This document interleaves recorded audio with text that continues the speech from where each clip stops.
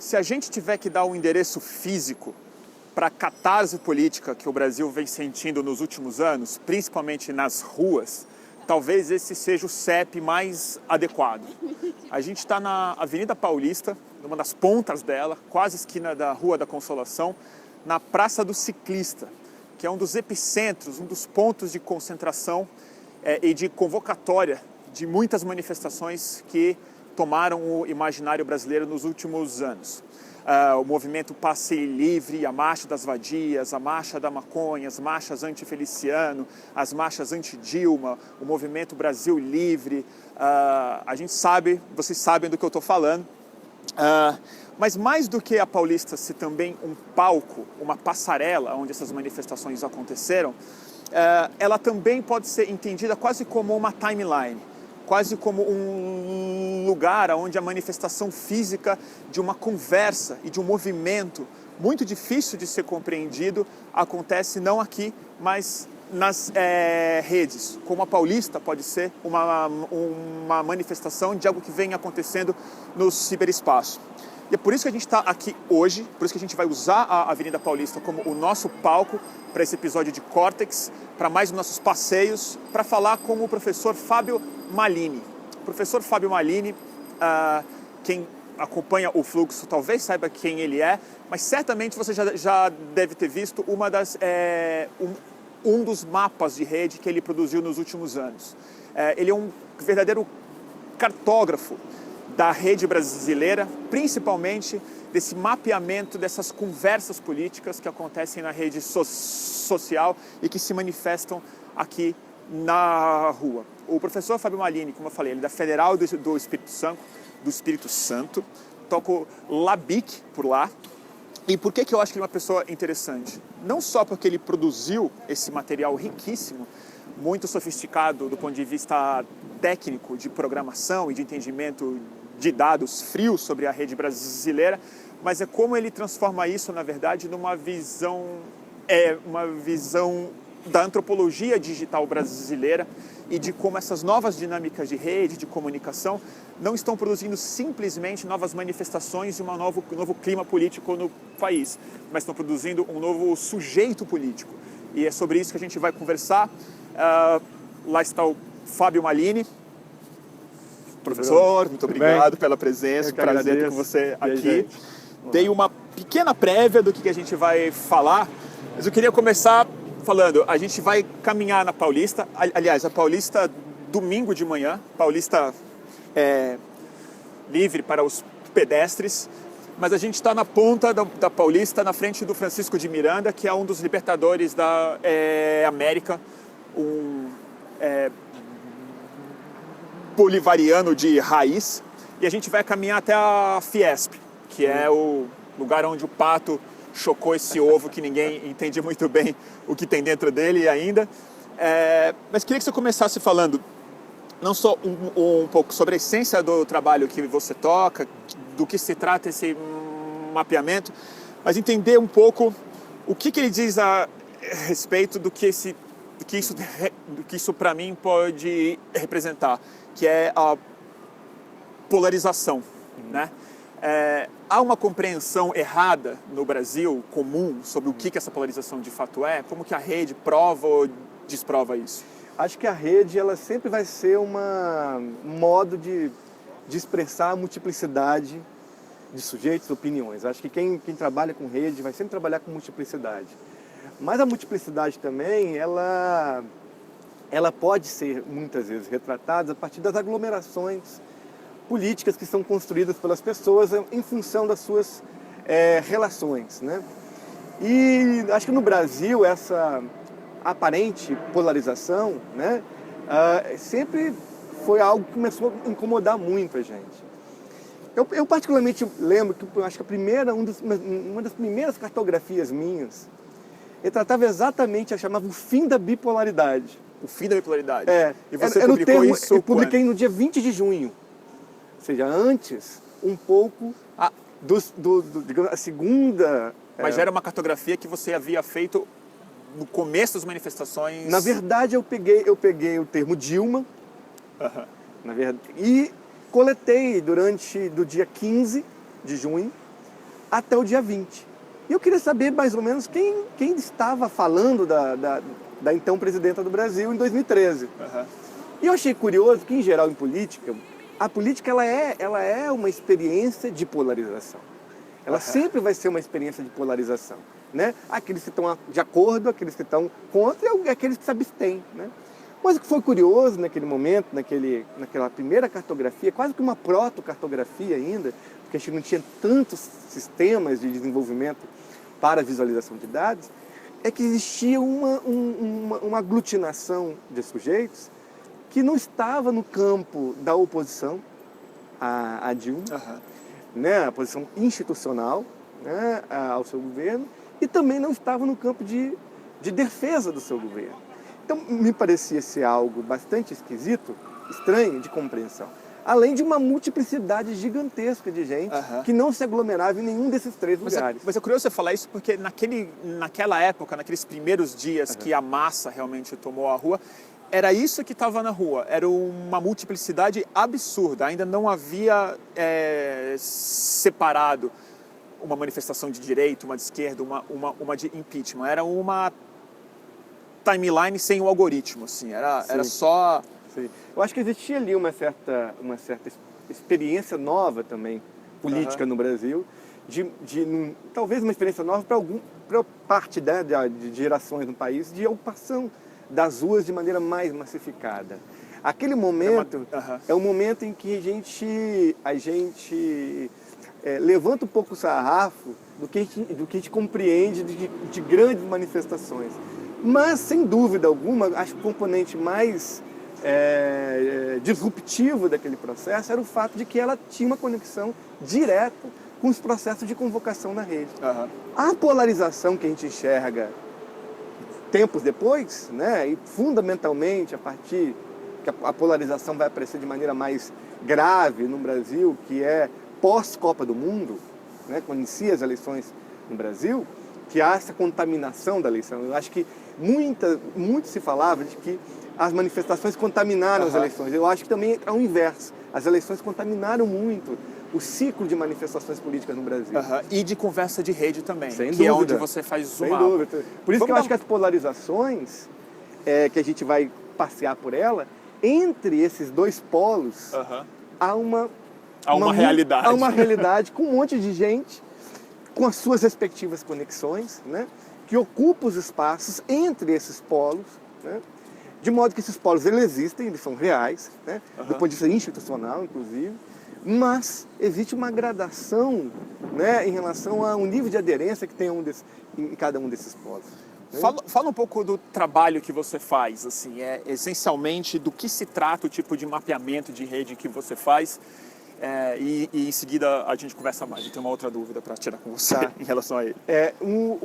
Eu digo que nós somos... Vamos pelo asfalto, que é a grande graça de estar na Paulista aberta. Eu acho que... Eu sempre digo que nós somos, lá no laboratório de internet e cibercultura, né? O LABIC. Nós somos historiadores do tempo real. Digamos, quase que uma nova categoria de pesquisadores, né, intelectuais também, que fazem uma história do tempo real. Então, sempre foi o desejo armazenar, catalogar, classificar e coletar processos sociais importantes, seja micro ou macro, né, da história do Brasil. Então, a partir de 2012, nós começamos a fazer uma coleta de dados a partir de um software que a gente descobriu na internet, instalou isso num servidor, num computador. E esse software ele era basicamente uma coleta de Twitter. E ele já existia, esse software? Ele já existia, era um software aberto. Desenvolvido por vocês, tá? Não foi desenvolvido por nós. E então, isso em 2012. Então, o que era o Brasil em 2012? O Brasil... Exata para você instalar esse software no seu computador, né? O Brasil em 2012 era um país de alto crescimento, um país que era exemplo no mundo, né, de retomada do seu crescimento, de inclusão social, era um Brasil grande. De ter passado relativamente bem pela grande crise do capitalismo. Pela grande crise, a gente tinha um governo muito estável, muito popular, e uma população que se inseria cada vez mais no consumo, etc. Então, do ponto de vista político, não havia muita coisa. Não havia muita coisa acontecendo no Brasil de grande. Existiam umas pequenas micro-revoltas que a gente então começou a coletar. A gente ia no nosso sistema, num painel. Porque já tinha um ensaio de uma nova conversa política de rede que estava acontecendo. Sim, sim. Existiam também as eleições municipais, então assim, foi muito curioso. Que foram fortes na rede também. Que foram fortes na rede, mas você não tinha ainda, talvez, uma timeline tão contaminada pela questão política. Tão massivamente contaminada. Ela ainda era de nicho, né? Ela era de nicho, as pessoas evitavam falar até de política, porque política, religião e futebol não se discute. E ainda estava um pouco nas causas também, não era tanto na grande política, era a marcha da maconha, a marcha das vadias, o churrascão de gente diferenciada. Somos todos Guarani Kaiowá. Somos todos Guarani Kaiowá, antifeliciano. Antifeliciano, exato. Tinha a cura gay, que era uma coisa contra o feliciano, então, né? Tinha muitas pautas, mas eram pautas, não era a macro política. Quase como pautas reativas a dimensões institucionais que saíam meio que fora da ordem do que seria esse Brasil tão estável, tão maravilhoso, etc. Acho que tem um automóvel que quer passar aqui. Então, acho que tem uma coisa interessante, que é o fato de que a gente vai coletando esses materiais e vai registrando esse material. Registrando e dando uma visualização, que acho que é um diferencial muito grande. Ainda a gente não visualizava. Ainda era dado. Ainda a gente estava um pouco trabalhando a coisa de conhecer um pouco mais a ferramenta, como que funciona, como que eu visualizo uma conversação online. Ou seja, o nosso grande barato naquele momento era coletar o dado, coletar a informação para poder usar, porque a universidade ela funciona também de maneira lenta nesse sentido, porque as ideias são lentas. Mas como parte do grupo vinha do ativismo, né, a gente vem do ativismo, a gente acredita muito que a universidade ela deve portar, né, uma dinâmica ativista nas suas pesquisas. O que acontecia é que a gente tinha um grande interesse pelo ativismo. Então a gente foi incorporando e colecionando isso até que em agosto, a partir do final de agosto, de 2012, começa de fato uma questão política que começa a contaminar a realidade brasileira, que é o julgamento do mensalão pelo STF. Então era o tema principal, ele se desenrolou até o final de novembro. Basicamente, onde vocês estavam fazendo o mapeamento prioritário. Exato. A gente já conhecia ferramentas de coleta no Facebook, mas a gente tinha interesse de visualizar os atores. E então, foi no mensalão que vocês produziram a primeira visualização? A gente começou umas experimentações e a nossa primeira visualização mesmo foi nas eleições. Tem um debate que é desenvolvido aqui pelo YouTube, debate em São Paulo, dos candidatos. Eu lembro que havia muitos candidatos. Havia muitos candidatos. Eu lembro desse debate. E aí, o que a gente fez? Nós criamos uma página que existe até hoje e a gente ia coletando em tempo real e visualizando as redes, os grafos. Foi a nossa primeira grande experiência com grafos. Mas ela era absolutamente um treino. Algo que nós não publicizamos, algo que ficava dentro do laboratório. Então, essa foi uma fase que é uma fase de um pouco de entendimento como funcionam as ferramentas com Big Data, ciência de dados, etc.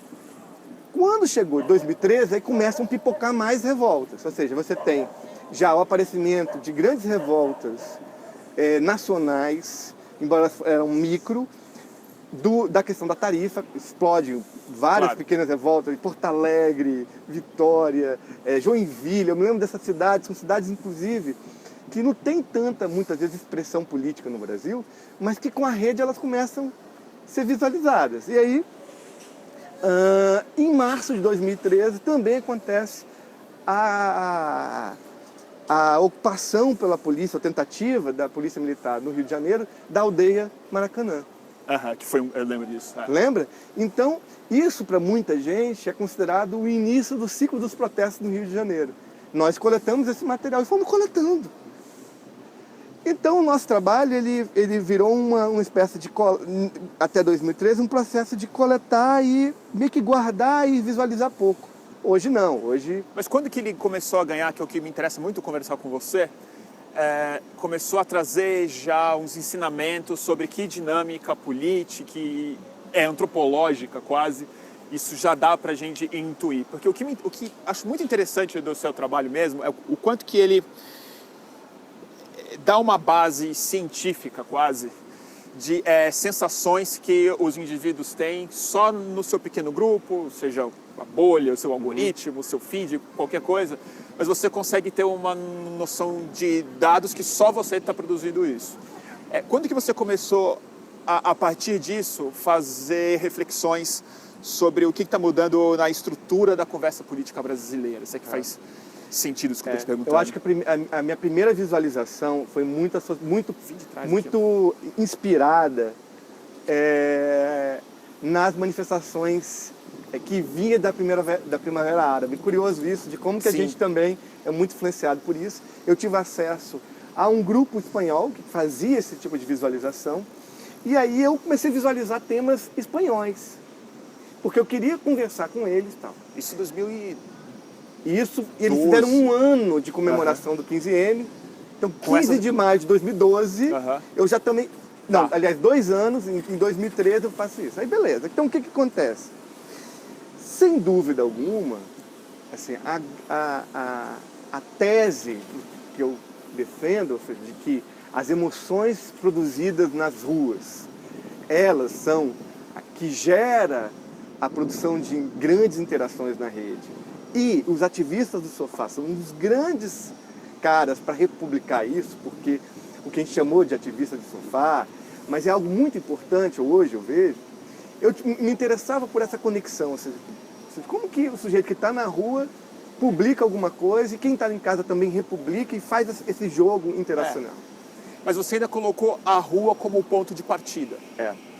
Mas a sensação que dá, a sensação minha, tá? Isso sem dado nenhum, é que pode estar acontecendo um movimento inverso. Também que as convocatórias, os primeiros incômodos, partem da rede. Sem dúvida, sem dúvida. Eu acho que isso foi uma evolução também no modo como nós brasileiros começamos a construir uma dinâmica, uma mecânica de ocupação das ruas. Meio simbiótico mesmo, o negócio não tem começo ou não tem fim, é só um Ou seja, sistema. não há nenhuma possibilidade de pensar esses processos como processos desconectados, ou seja, é um processo conjunto, ou seja, mas eu acho que o primeiro grande impacto, que foi um impacto que me assustou, foi a minha visualização sobre a manifestação que aconteceu aqui em São Paulo no dia 13 de novembro, que eu estava assistindo televisão, na verdade. 13 de novembro de 2000. Desculpa, 13 de junho de 2013. Sim. 13 de junho de 2013, eu estava assistindo televisão.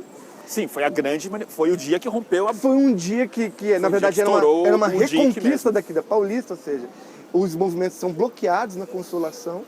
E aí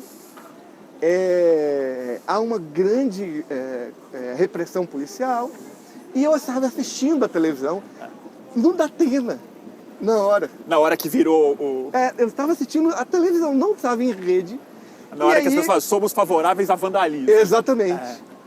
E aí eu imediatamente ativei o processo de coleta de dados. E é curioso, como que você coleta um dado? Vendo o Datena. Vendo o Datena. Eu falei, foi o dia que a mídia ninja explodiu também. Então, é curioso isso. Então, é interessante porque eu falo, mas como que você faz uma coleta de dados? Eu preciso de termos. Então... Claro. E aí, esse é o grande mistério, né? Que palavra a primeira dificuldade era essa, porque era um movimento que não tinha hashtag.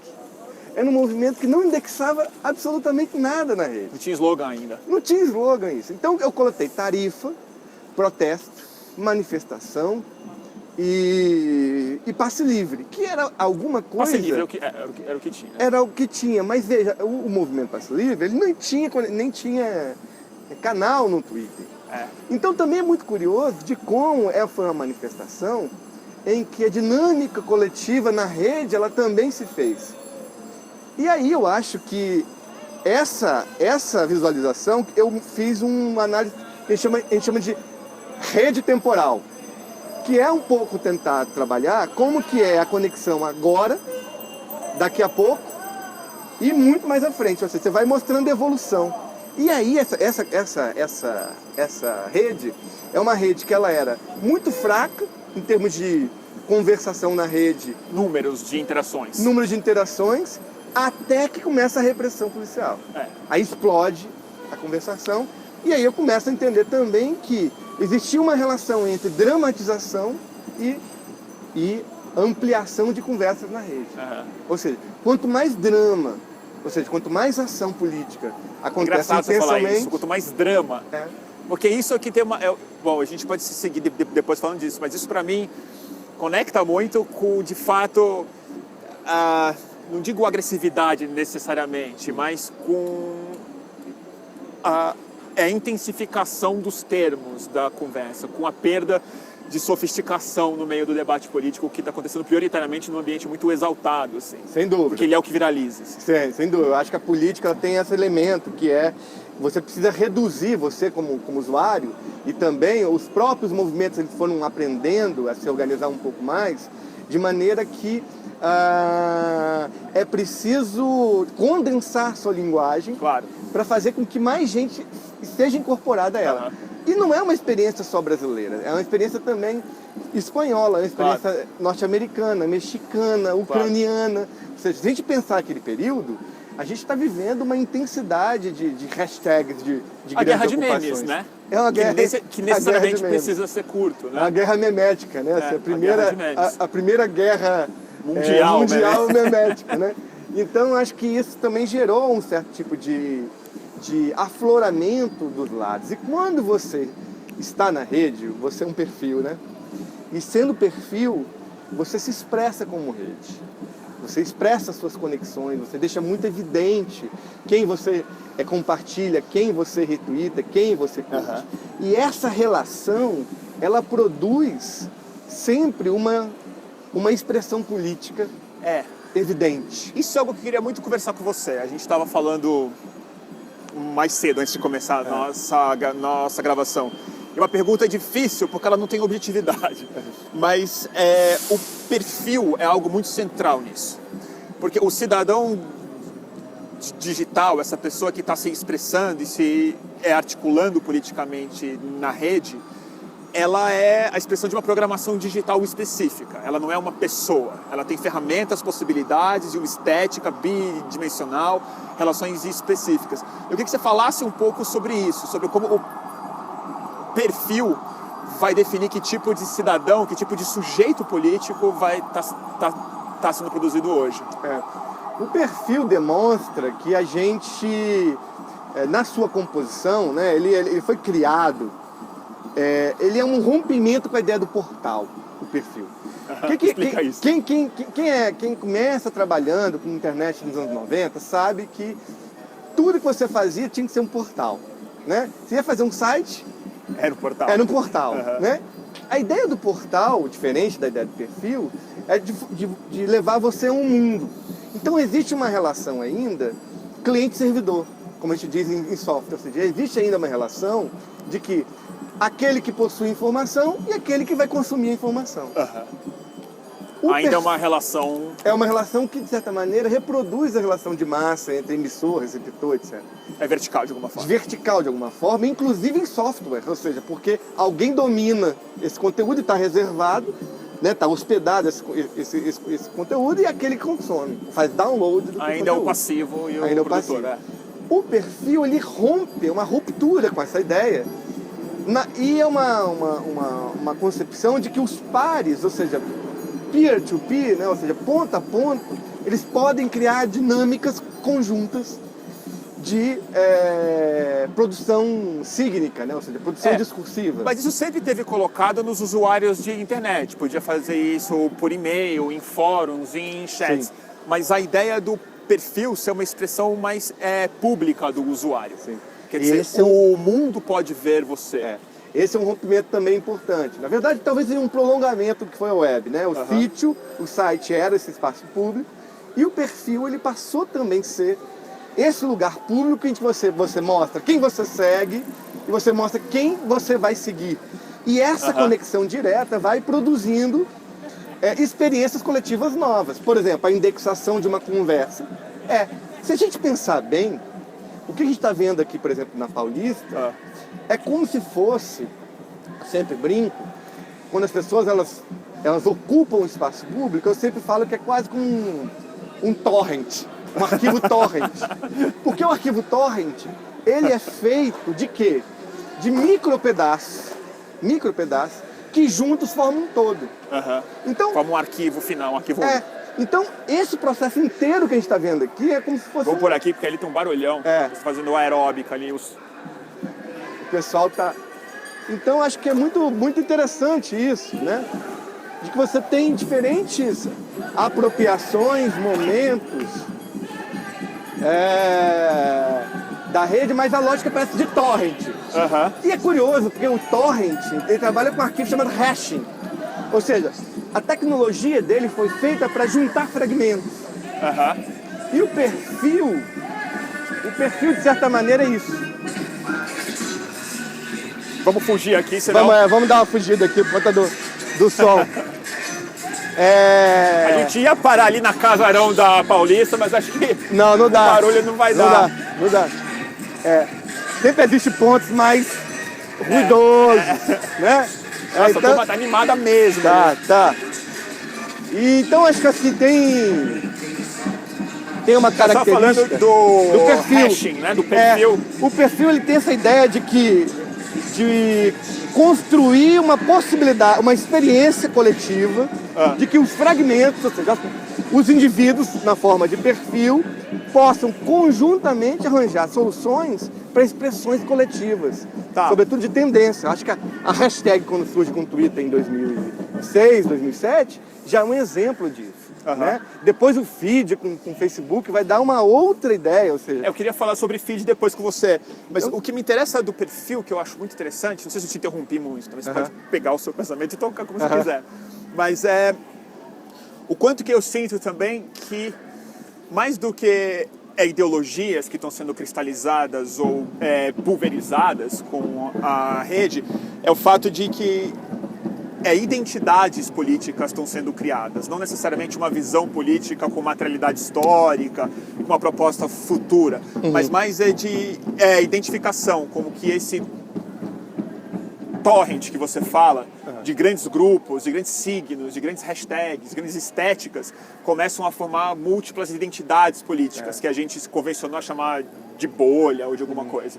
Você vê isso? Como é que você vê essa formação de bolhas ideológicas a partir da dinâmica de perfil?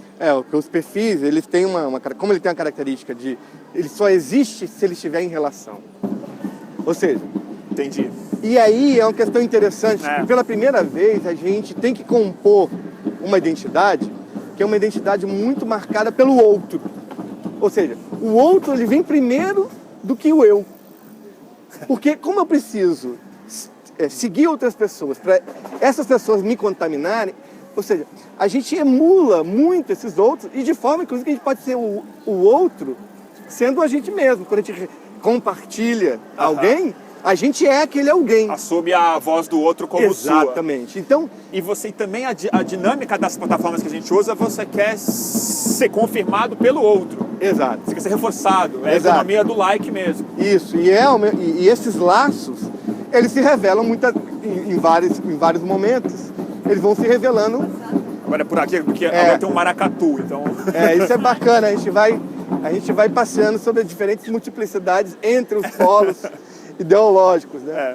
Então acho que tem essa discussão interessante sobre o perfil, porque esse revelar-se ideologicamente, ele é sempre uma operação também muito difícil, porque envolve um certo tipo de risco, né? Ou seja, o risco de revelar suas predileções políticas, culturais, né?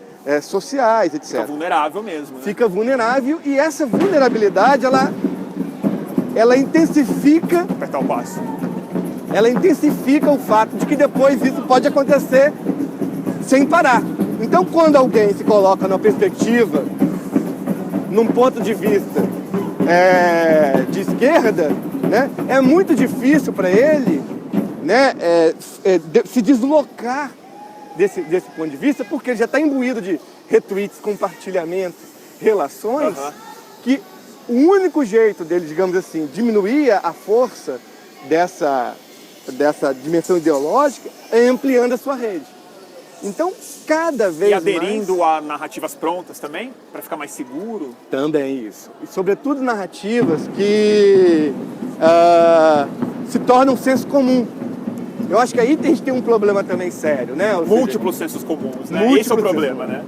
a gente começa a ter uma discussão que é o quão complexa vai ser as produções que os perfis fazem em função também de que o senso comum, ou seja, o clichê, muitas vezes ele comunica, ou seja, ele gera mais likes, eles geram mais compartilhamentos do que coisas, às vezes, muito complexas. Então aí você tem também um problema, óbvio, aí uma contradição toda, do que essa gamificação produzida por todas essas plataformas que tem o perfil como base, né?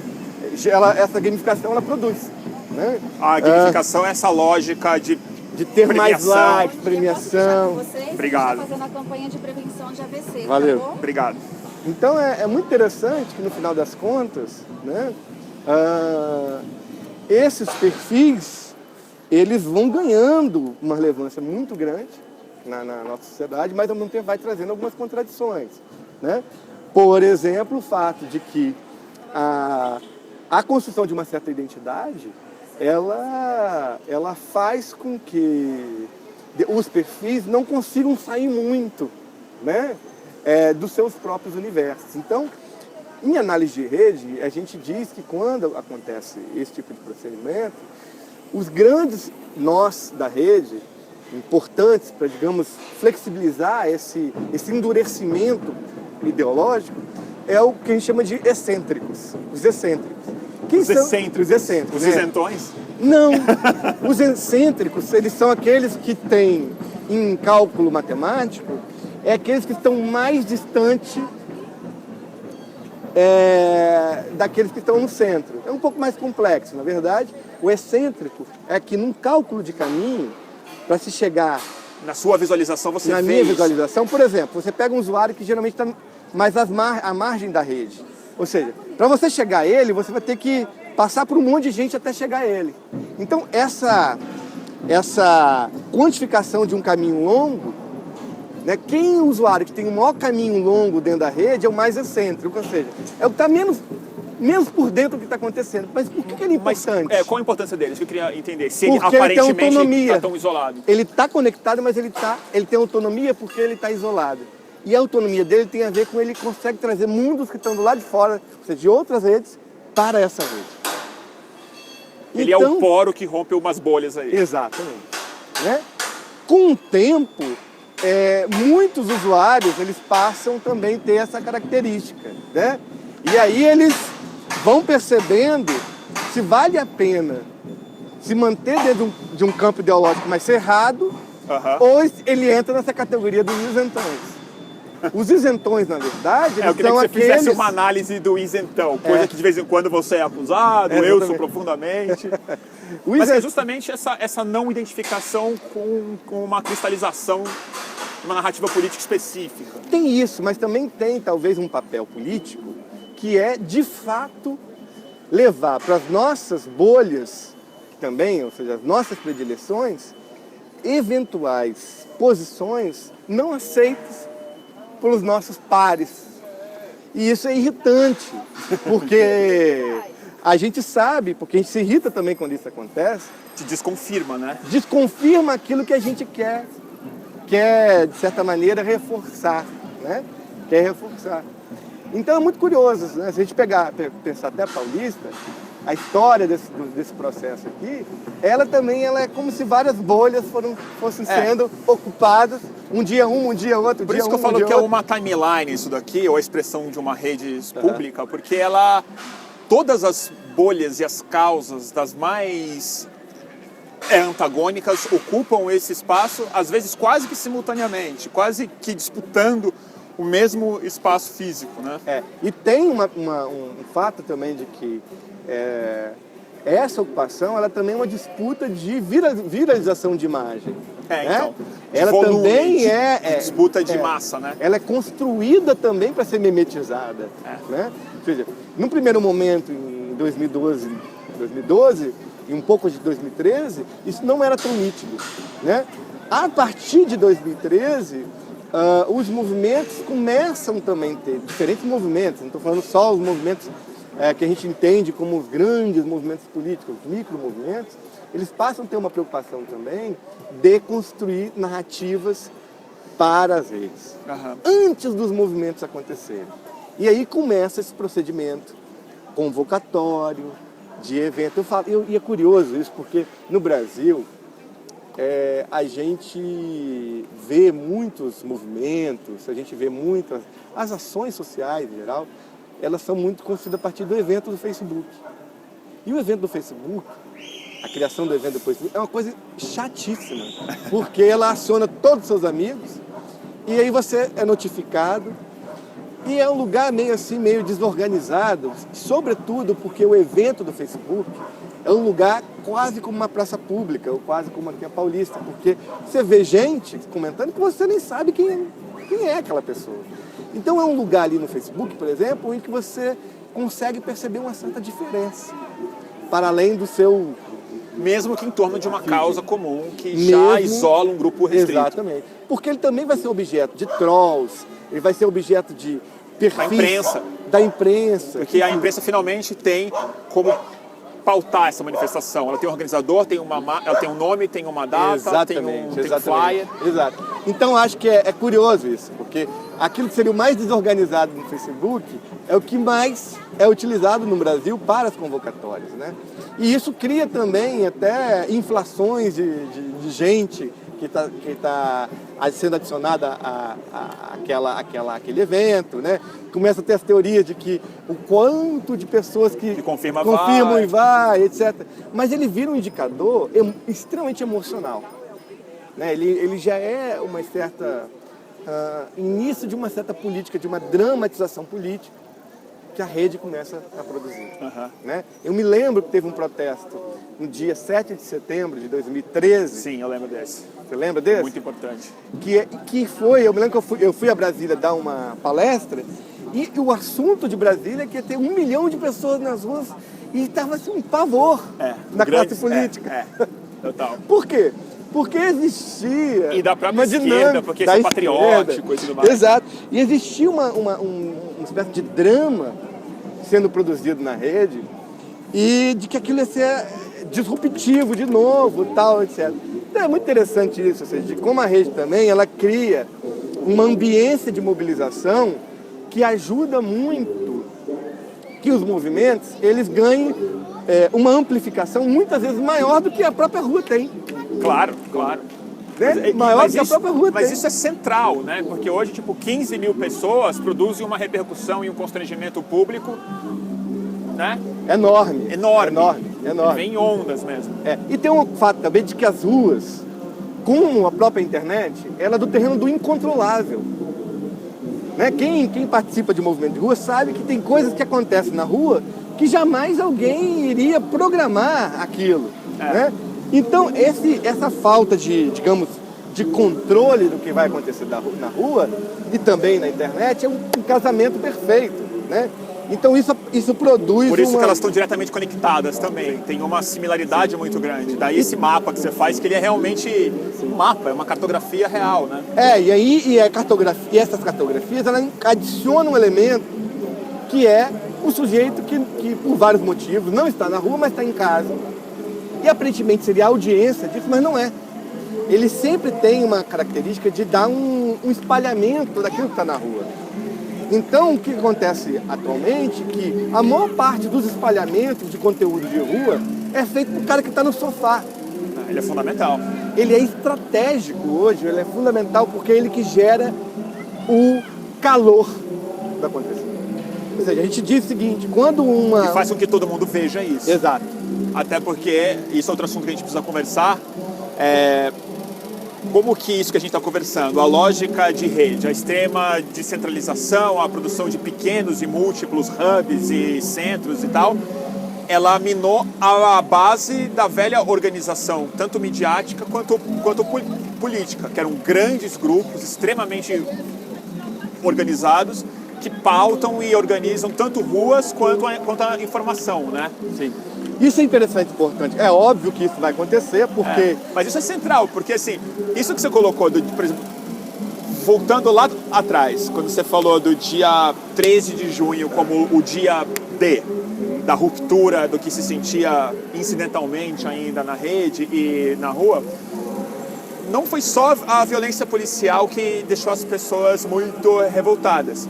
Foi uma cobertura midiática que ficou claro que ela era desonesta, ou era parcial, ou era cega, ou era injusta, mas de alguma forma era uma rejeição à política, à polícia, ao Estado, mas aos grandes meios de comunicação. Isso foi central. Junho foi uma grande derrota para uma certa elite econômica, política e cultural do país. Midiática. Né? Que é onde está, digamos, a elite midiática. Estou falando do ponto de vista cultural, mais amplo. Tá. Eu acho que ali existia uma certa crença de que não haveria uma possibilidade de uma grande revolta. E essa crença ela se revelava como um modus operandi da maior parte dos veículos, que é as manifestações atrapalham a vida das pessoas. As manifestações, elas geram incômodo à vida das pessoas e não é por conta de 20 centavos que a gente deve incomodar as pessoas. Então, esse processo foi um processo de grande derrota da imprensa, né? Ou seja, e aí essa derrota se revelou também num parto de novas narrativas, linguagens, né? Também não construída nos circuitos de imprensa. Sobretudo, eu acho que o grande conflito foi com a televisão, o ponto estético. Um ponto de vista estético, com certeza. Acho que sobretudo porque essas narrativas em que o corpo de quem narra está em perigo, que é algo muito comum do jornalismo, de algumas experiências de jornalismo, em que o próprio repórter ele está dentro do acontecimento, para a gente usar o impacto no campo midiático, isso foi desaparecendo no jornalismo. E Junho recuperou esse elemento enunciativo de quem narra, e não necessariamente é jornalista. Mas é um olho público. É um olho público e é aquele que desenvolve atos de jornalismo, né? Então, acho que essa derrota de Junho... cultural oficialmente. Você ser um jornalista, né? E se a gente pensar 15 de março de 2015, aqui, né, exatamente onde nós estamos, quando há uma nova, digamos, revolta popular, né? Aí claramente com uma pauta que era contra a então presidenta, né? E também exigindo melhoria nos serviços públicos. O que acontece em 2015?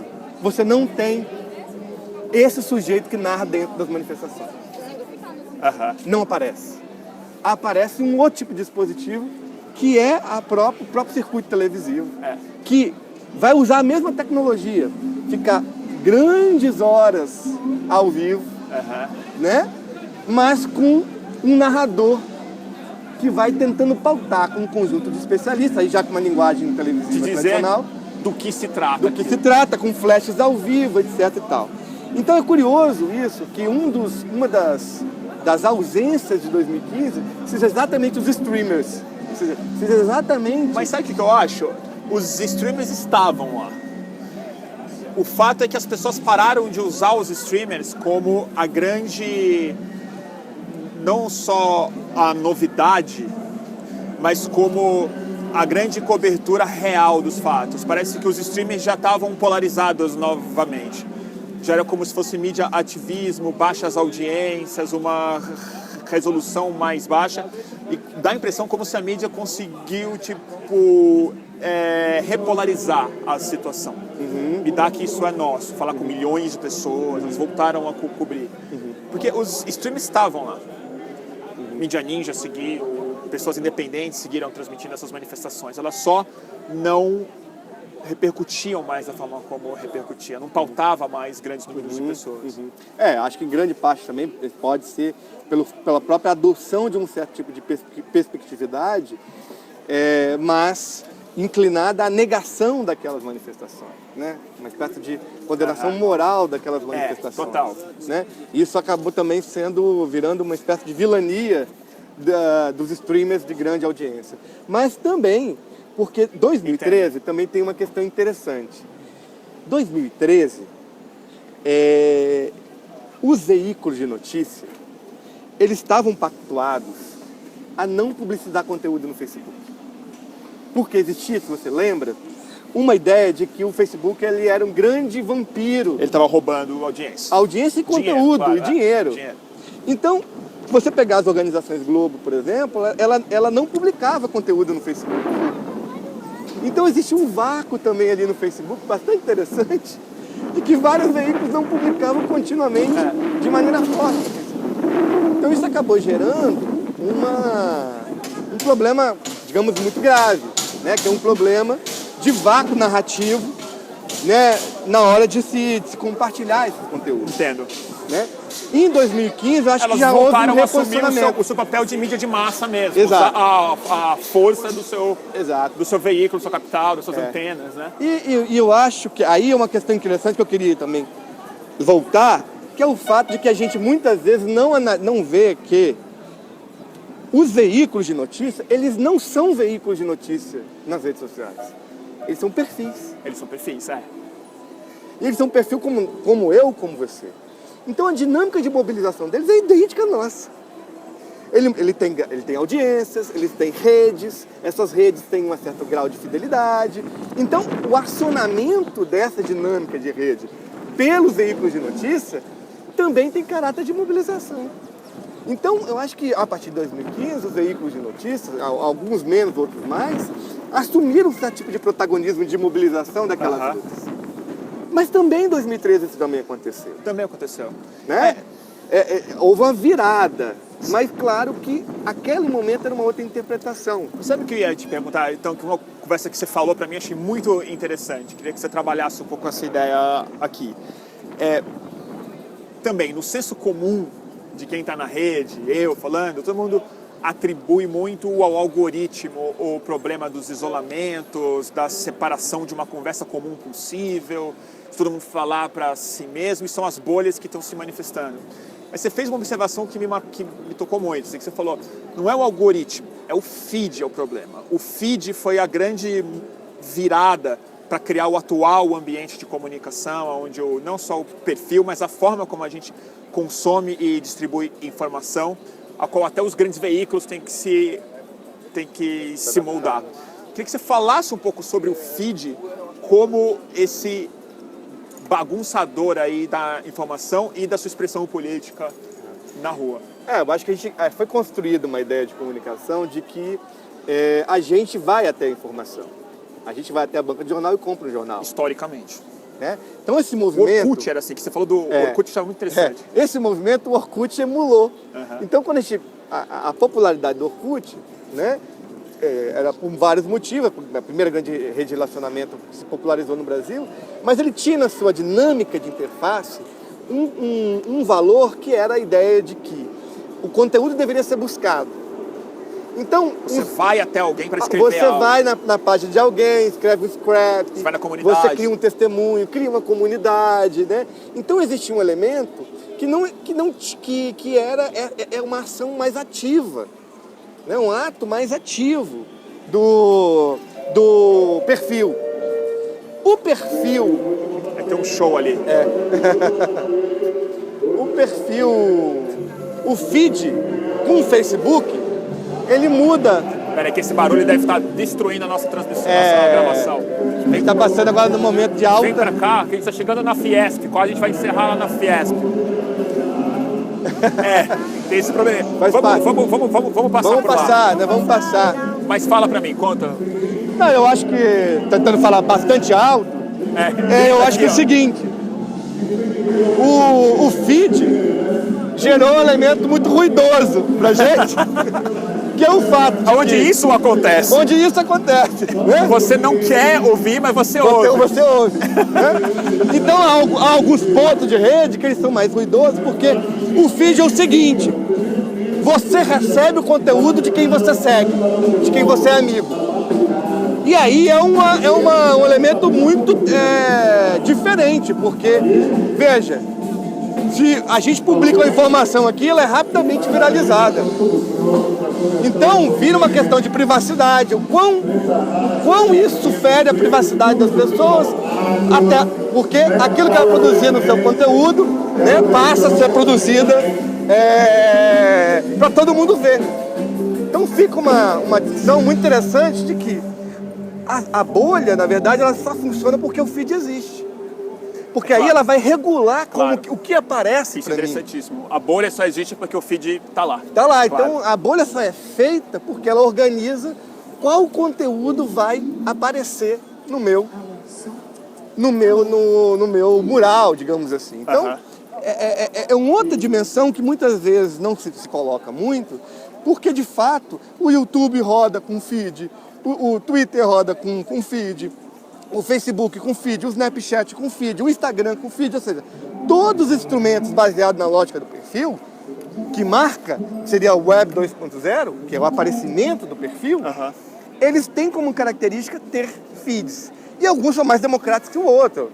Né? O Twitter, Claro. o que for publicado aparece. Né? O Instagram começa a ter um Em pequeno- ordem de tempo. em ordem de tempo, de cronologia inversa. Uma timeline inversa. real, né? Mas, Real. é. Agora, o Facebook. não, que é o mais popular. E que é a rede prioritária para a conversa política no Brasil. Sim. E ali o Facebook tem características muito distintas. O lugar onde você está tem prevalência sobre o que você não está. Os amigos que você mais curta têm prevalência sobre aqueles que você não curte. As páginas que você frequenta mais, idem. Aí tem estratégias que o Facebook adota para popularizar determinadas ferramentas dele. Ou seja, vira uma grande máquina de regulação da sua atenção. É. O algoritmo, ele é isso, ele regula a sua atenção. Só arrumar aqui. Ele regula a sua atenção. Ele vai regular continuamente a sua atenção, de maneira a você construir um certo mundo, tal como os jornais faziam. Eles editoram o mundo. Mas o que é mais dramático, que é Mas não com uma perspectiva midiática, uma perspectiva meramente comercial e de interesses, Sim. aí sim, múltiplos. Sim, Né? sim. Então, no final das contas, é uma estratégia que o Facebook utiliza, entre outras plataformas, para ter um refinamento melhor do público que a publicidade que vai ser contratada vai Vai operar. Vai operar. Então, o Facebook é uma grande máquina de publicidade. Ele não é mais do que isso. Ele E a gente bem- usando como uma grande ferramenta de organização, participação e debate político. que é o que por dentro acontece. Né? Você acha que parte do problema, se aqui há um, mas parte desse grande ruído, dessa grande histeria política que a gente vem sentindo no Brasil, mas no mundo ela está se expressando de maneira quase que trágica. Nos Estados Unidos, muita gente já atribui ao tipo de conversa de rede a própria eleição do Donald Trump. Você acha que o fato de a gente estar usando uma ferramenta que foi pensada para um tipo de relação que não tem nada a ver com política, ter se tornado o principal território político, que tem uma disfunção da gente estar usando uma ferramenta errada para ter uma conversa cívica? Eu acho que as apropriações elas vão ser sempre contraditórias. Eu acho que a apropriação tecnológica ela vai ser sempre contraditória, mais ou menos como a lógica do videocassete. Ao mesmo tempo que alavancou uma dinâmica proprietária, ela alavancou também todo um conjunto de práticas novas, de pirataria, Claro. práticas de Eu entendo de reúso, perfeitamente. etc. Mas a gente está num momento especialmente inflamado do debate político mundial, graças a essa extrema simplificação que a rede impõe. Ou não? Não, eu acho que assim, tem um elemento que a gente não pode deixar de descartar, né? Ou seja, que é o fato de que essa construção de pontos de vista muito identitários, o que a gente está chamando de bolhas, né? Que não necessariamente são apenas ideológicas, mas as bolhas têm essa característica de reforçar circunvizinhanças. Portanto, você tende a ter um discurso mais local, você tem um discurso também mais simplificado para que você obtenha mais like, entre na dimensão da gamificação, né? Todo esse capital que se disputa, sobretudo pela parte da simplicidade, ela acaba regulando um processo de atenção em que a gente sabe que também o antagonismo ele é evitado. Ou seja, um dos grandes efeitos da lógica das bolhas é a redução da possibilidade de grandes antagonismos entre sujeitos próximos. Por um lado. Produção de debate mesmo. Porque a tendência é que se você organiza o seu Se você organiza o seu feed a partir de amigos, páginas, né, que você continuamente concorda, Entendo, a tendência é que isso fique se reproduzindo continuamente. E aí os seus amigos reproduzam isso fique numa certa tautologia. E isso mexe na atenção. Isso mexe na atenção. E isso mexe na atenção e gera uma questão muito interessante, que o próprio Facebook se vê numa situação que ele não imaginava, que é a redução do número de postagens média dos perfis. Ele está afeito com isso agora, né? Porque a saturação da bolha cria uma paralisia criativa nas pessoas. Então é muito... E quando acontece isso, o que rola? As pessoas tendem a compartilhar mais do que criar conteúdos originais. A gente está discutindo é que há uma redução dos conteúdos originais por parte dos perfis. Então o Facebook fica desesperado, ele fica criando, olha o que aconteceu 5 anos atrás, para a pessoa compartilhar, né? Você está assistindo o jogo do Flamengo, publica, ele fica continuamente estimulando Fala aqui. a produção de conteúdo original. Por quê? Porque é o conteúdo original que gera muito tráfego, muito like, etc. Que faz você ver quantos likes você teve, você volta lá para checar. E a ausência disso, o que sobe? As páginas. Como as páginas são os lugares do conteúdo original, cada vez mais, elas tendem a ser objeto de compartilhamento. Geralmente, o perfil, numa situação de saturação, ele compartilha mais do que publica. E aí começa a surgir até situações como essas, que sites de notícias falsas ou notícias editadas a partir de uma certa perspectiva ganham mais relevância do que qualquer outra. Então, é tudo um pouco contraditório para mostrar também que a lógica do algoritmo não é nunca uma lógica fechada. Ela precisa ser continuamente aperfeiçoada para ir corrigindo esses grandes efeitos colaterais que ele gera. É orgânico mesmo. Você cria um negócio e começa um fractal onde você não sabe onde ele vai acabar. Mesmo. Né? É orgânico mesmo. A gente está na frente da Fiesp, da Casa do Pato, né? É do templo, né? O Templo do Pato. A gente saiu do bolivariano, estamos chegando aqui em quem não se dispôs a pagar o pato. Tem essa... E aí queria voltar a falar um pouco dos seus mapas e do que você aprendeu entendendo a conversa pública brasileira. Há uma... Não sei o quão paranoica essa ideia é, mas há a sensação muito forte, principalmente entre progressistas e esquerda, e acredito que até gente que pensa de maneira mais reacionária também é encorajado com o fato de que a extrema direita ou uma criminalização extrema da esquerda, da própria política, está emergindo no Brasil. Você vê esse fenômeno como algo real? Você acha que daquela não polarização do começo das grandes manifestações de rua e de redes, houve um reacomodamento em direção a uma visão mais reacionária do que o Brasil é, que a estética política das expectativas políticas das pessoas? Eu acho que... Representado muito pelo próprio Pato. Eu acho que o que aconteceu no Brasil, acho que tem muito a ver com as dinâmicas dos movimentos. E uma das dinâmicas dos movimentos foi, óbvio, a forte presença do tema da corrupção, né? O tema da corrupção que a gente não falou que a Lava Jato entrou nesse meio aí. Exato. A Lava Jato ela começa a se popularizar forte a partir de março de 2014, abril de 2014. Eu coleto Lava Jato desde esse período também. O que você está aprendendo com isso aí? Eu acho que a Lava Jato ela bagunça o que foi março de 2015. Porque março de 2015, Lava Jato não está aparecendo. Lava Jato não constitui... Março, as grandes manifestações pró-impeachment. Lava Jato não existe. O que mas existe... o Pichuleco lá estava, e o Breno petista e tal. Mas não tem ainda uma força do Moro. Não tem.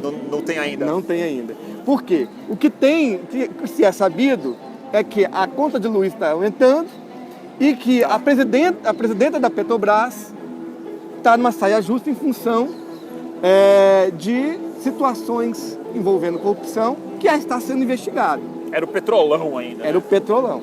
Mas veja bem, ainda era algo quase como uma narrativa política oportunista, em 15 de março de 2015. O que acontece E na rede você sente isso muito claro. Claro. Agora, é um componente de forte polarização, que é uma coisa que não tinha em junho nas minhas cartografias, que os movimentos eram quase uma coisa só. Já março, a partir da Fiesp, há uma polarização. Por quê? Porque o movimento de 2015 é um movimento mais grudado na institucionalidade. É convocado pelos partidos de oposição ao governo Dilma, de políticos ligados à oposição ao governo Dilma, de representantes industriais e de uma elite econômica que estava em processo de oposição a Dilma, não necessariamente era e sempre foi oposição a Dilma, né? Que se organizou.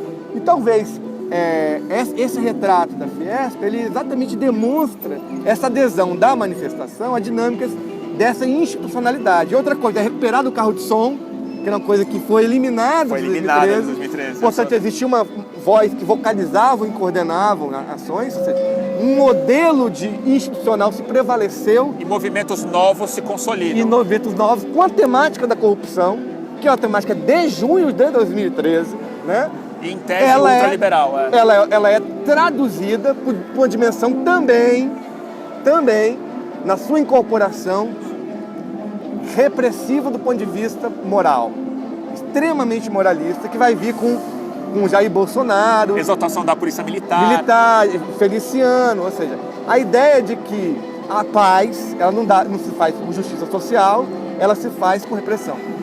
Então a dimensão bélica... E que que a política é tão criminosa assim, vamos chamar juiz e policial para resolver o problema. Exato. Então esse componente marca março de 2015, e aí são as contradições do movimento verde e amarelo. Intervenção militar, Bolsonaro, ou seja, vai-se também tendo dentro desse movimento situações de contradições internas. Tanto é que agora a última manifestação, a grande característica dela foi o silêncio da institucionalidade. Os políticos, agora governistas, não convocaram as manifestações, os partidos não participaram das manifestações. O PSDB ficou de bico fechado. A Fiesp não acendeu o verde, não colocou pato nenhum.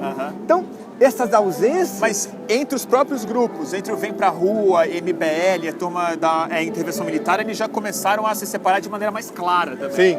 Eles já eram nessa composição assim, mas né? eles estavam mais... compondo o mesmo torrent. Eles estavam mesmo no torrent, agora eles estão tentando fazer arquivos diferentes. Exatamente. Então isso significa que existe também um fato de que a própria Lava Jato, ela desorganizou o coreto, né? Ela tem um elemento, óbvio, seletivo, tudo isso que de certa maneira a esquerda chama atenção, mas ela também tem um certo descontrole. Entendo. E ela deixou preso essas mobilizações a um moralismo da própria corrupção, que é uma corrupção política, que é muito mediatizada, mas ela não é a grande corrupção. A grande corrupção é a desigualdade social. Né? A grande corrupção é pauta. Que não é pauta. Pelo contrário. Ou seja, você submeter um trabalhador a horas de deslocamento, né, a um salário precarizante, ou seja, e agora extrair a sua riqueza, previdência social, isso é a corrupção, né? Mas isso também foi sendo, digamos assim, abandonada pela esquerda, né? A esquerda governista, não é que abandonada, mas ela foi, de certa maneira, a gente perdendo na agenda política da esquerda um papel, porque também a esquerda entrou nessa dimensão de que a corrupção política, as propinas, são a verdadeira corrupção. E a gente sabe que elas devem ser rediscutidas pelo campo da esquerda, pelo campo da sociedade brasileira em geral, mas ela não deve ser apenas, né, a corrupção concreta na discussão em torno das mobilizações. Isso prendeu a mídia agora, todo e qualquer tipo de notícia envolvendo atos de propina em função da Lava Jato, a empresa tem que noticiar. Porque como ela é um perfil, ela é pressionada pela rede que ela criou. Agora não tem como esconder também, né? Ela não tem como, ela está numa dinâmica de perfil. Ela construiu uma rede a partir disso e a rede agora pressiona ela. E a audiência depende disso, o e a modelo de audiência negócio depende disso. Exatamente. O MBL também tem esse problema. Então, o MBL... Agora vai começar uma contradição totalmente nova. Totalmente nova. O MBL, assim, guardado as devidas proporções, é claro que é jocoso o que eu vou falar, o MBL é uma espécie de PT de 2015, de 2005, quando estourou corrupção. Agora está Ele refém do próprio discurso que historicamente fez. Exatamente. A diferença é que o MBL ele não tem uma organicidade, como tem o Partido dos Trabalhadores ou qualquer outro partido. Mas tem até a pretensão de ter, né? Mas está se construindo essa organicidade. Rapidamente, muito mais rápido que qualquer partido jamais fez. Exato. Né? Como aconteceu com o Partido dos Trabalhadores também. Eu acho que, na verdade, essa é uma questão muito brasileira, né? Por que esses movimentos eles não se construíram em partidos novos, né? Por que isso não se fundamentou aqui? Porque a gente tem um sistema político também que impede ou dificulta muito que novas lideranças elas possam se popularizar, etc. Deixa eu te perguntar uma coisa, que a gente já está acabando. Estamos com as baterias no final, a gente tem que correr mesmo, senão o programa não fecha. Mas não queria deixar de te perguntar isso. E dessa pergunta mais difícil para você de responder. Você começou falando que você é um historiador do tempo presente. Mas como cientistas, das funções da ciência, você prevê um pouco para frente aí. Você já consegue intuir, pela dinâmica de rede que você está mapeando, pela essa visão interna que você tem da rede, para onde a gente está se encaminhando em termos políticos para o Brasil dos próximos anos? Se não ideologicamente, pelo menos em termos de pautas e do que esperar para 2017, 2018. Como isso pode impactar no nosso futuro político, na redemocratização do Brasil, se é que a gente vai chegar lá. Eu acho que tem uma imprevisibilidade, os movimentos eles são do campo da imprevisibilidade. Então, nesse sentido, eu acho que... Mas você vê uma tendência virando para lá e para cá? Mas apesar dessa imprevisibilidade que possa acontecer, como aconteceu ocupação de escola, como aconteceu e vem acontecendo movimentos lindíssimos no Brasil, apesar dessa grande crise, a percepção que eu tenho analisando a rede é que aqueles que mais gritarem, ou seja, aqueles que fizeram discursos mais de raivosos, e raivoso não significa necessariamente ofensivo, mas eu diria agressivo é a melhor palavra. Emocionalmente implicado. Exatamente. Emocionalmente mais agressivo tende a ser mais eficiente na decisão do voto. E essa agressividade também na decisão do tem voto. Uma composição também apolítica. Que eu acho que talvez aí é uma discussão que a gente vai precisar ter bastante nos próximos anos, é o quão apolítico nós também podemos ficar em função da crença de que a política que está aí não vale nada. E essa apolítica, ou seja, se não implicar-se como político, ou seja, não implicar a política como solução da nossa própria crise, mas a ideia da agressividade ao outro, essa composição ela tende a ser aquela composição que vai ganhando mais espaço. Recompensa também. Sobretudo entre aqueles menos conectados. Porque a gente tem hoje também uma forte relação entre uma contaminação entre os grandes perfis conectados e aqueles menos conectados. Os mais conectados têm uma capacidade também de viralização maior. E quem tem a capacidade de viralização maior, ele tem uma capacidade também de silenciar muitos discursos minoritários. E uma das estratégias políticas que tem acontecido hoje é ficar silenciando discursos minoritários, né? Então, a presença, por exemplo, de plataformas como o WhatsApp, algo muito popular no país. E imapeável, né? Imapeável e também focado na ideia daqueles que têm mais tempo para ficar acionando os grupos, falando dos grupos, distribuindo as coisas, são os mais conectados, eles tendem a ter um tipo de ação maior. E a questão da agressividade e a questão da política é um pouco um componente novo que a gente está se defrontando. Malini, muita coisa para conversar com você, mas as nossas baterias nos deixam reféns dessa situação. Uma já acabou. Agradecer muito Pô, cara, valeu demais. O passeio com você. Obrigado. Vou te convidar pra gente ir na aeróbica ali. Agradecer Thiago Neves, nosso câmera descarregado hoje. Suzy na produção, direção, câmera como sempre. Hoje fizemos com áudio especial por causa do rádio da Paulista que não nos permite gravar com o nosso tradicional microfone sem fio. Começando uma chuva. A gente agradece a quem assiste, lembrando sempre que o Fluxo conta muito com a doação de quem nos assiste, quem gosta do trabalho que a gente faz. fluxo.net/doar, agradecendo profundamente. E aqui na timeline mais ruidosa, cheia de bolhas e perfis físicos, a gente encerra mais um episódio de Córtex. Obrigado, turma. Segue o Fluxo. Valeu, gente.